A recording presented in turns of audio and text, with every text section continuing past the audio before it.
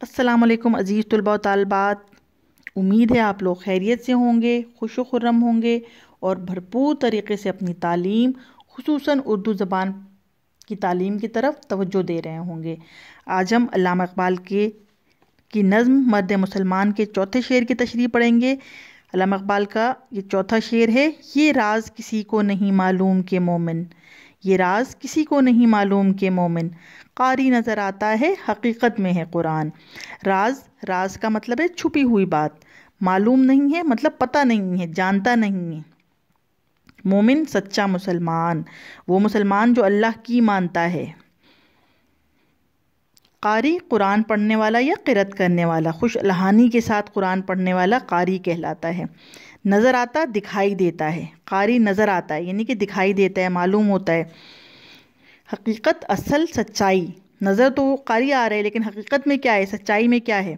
قرآن کلام الہی، اللہ کی کتاب۔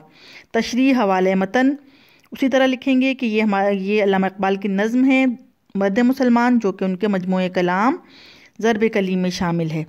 یہ راز یعنی چھپی ہوئی بات کسی کے علم میں نہیں ہے کہ مومن اصل میں قرآن پڑھنے والا یعنی قاری نظر آتا ہے۔ بظاہر تو یہی لگتا ہے نا کہ مومن ہے، قرآن پڑھ رہا ہے، لیکن حقیقت اور سچائی یہ ہے کہ مومن بذات خود چلتا پھرتا قرآن ہے، قرآن کا عملی نمونہ اور مثال ہے۔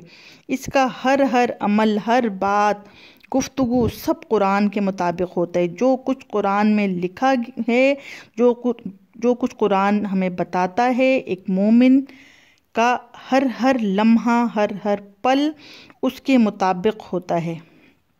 جو کچھ قرآن پاک میں اللہ تعالیٰ فرماتے ہیں، ظاہر قرآن پاک اللہ تعالیٰ کی کتاب ہے، جو کچھ اللہ تعالیٰ ایک مومن سے چاہتے ہیں کہ مومن کیسا ہو، وہ سب کھول کر اللہ تعالیٰ نے قرآن شریف میں بیان کر دیا ہے۔ ہر پل کا، ہر چیز کا بیان کے اندر ہے۔ تو ایک سچا مسلمان اس کی عملی تفسیر ہوتا ہے، کس چیز کی؟ قرآن کی عملی تفسیر ہوتا ہے اور چلتا پھرتا نمونہ اور مثال ہوتا ہے۔ جو باتیں قرآن میں موجود ہیں، جو باتیں اللہ تعالیٰ نے ایک مسلمان کے لیے بتائی ہیں، ایک مسلمان کو، ایک مومن کو کس طرح کا ہونا چاہیے، وہ تمام چیزیں مومن کے اندر موجود ہوتی ہیں۔